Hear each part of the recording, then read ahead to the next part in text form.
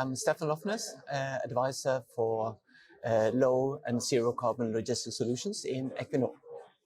Could you please explain what the fleet requirements for Equinor are and how you get that from the owners? Okay, yeah, we currently we have a very effective conventional fleet supporting our offshore installations all through the Norwegian continental shelf. We have really achieved huge achievements when it comes to carbon reduction over the years. But now it seems that we have come to a limit where all the low-hanging fruits have been reached, and we are looking for something which can really transfer into the future. How do you get to where you want to be in 2030? I think there's two different pathways, and they are somehow combined. First of all, we definitely need to focus on energy efficiency. We need to make our current fleet even more efficient than it is today. And then at some time, we definitely have to introduce new types of fuels, new type of technologies. When that will be, we don't know, but it will definitely be within 2030. Okay. You mentioned new fuels, alternative fuels. Can you elaborate on the type of fuels that you're thinking of looking at?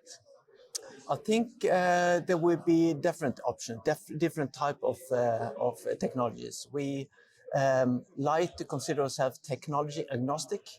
When it comes to the fuel side, we definitely think that ammonia for the time being is the path we would like to follow. One thing is that it will probably be easier available at the offshore basis than many of the other options. The other thing is that the technology for our fleet is probably more adapted to ammonia compared to other types of alternatives. How do you see bringing the owners along on your journey to reduce emissions further? First of all, we definitely need to focus even more on energy efficiency, because energy efficiency will be definitely even more important in the future when we are introducing new expensive fuels, less available, etc., etc. Then we need to figure out what, let's say, if we consider retrofit, what kind of technologies, what kind of fuels will be suitable for a particular vessel. And then, of course, we need to work together with our vessel owners to figure out what will the, let's say, the vessel fleet in the future look like. What kind of combination should we have of new builds, a conventional fleet, and retrofitting fleets? In your presentation, you spoke about lengths of contracts. How do you see those terms changing over time? I think it was very well said in one of yesterday's presentations that new business models will evolve. The vessels owners have so far, of course, let's say, given specifications to the vessel to fit all type of customers, all type of, let's say, areas they are operating in, and so on and so forth.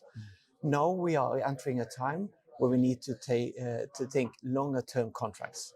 And longer term contracts means that we are stuck together for a much longer time than we used to before, meaning that we as a charterer will put much more specific what we need, what we don't need in the future contracts. So the future contracts will have probably a longer duration time, and we as a charterer will be much more specific on what we need and also what we do not need in the vessels in our portfolio.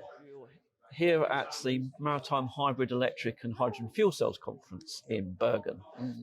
What have you picked up over the last few days that you've been here, and what have been the highlights? What we in Equinor we say is together. And I think that this conference has really emphasized that the complexity of everything, the complexity in the green shift has been solved by the whole value chain.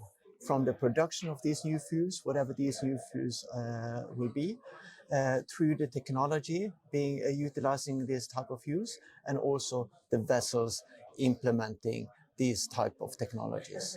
And we as a charterer, we have noticed that we have a responsibility.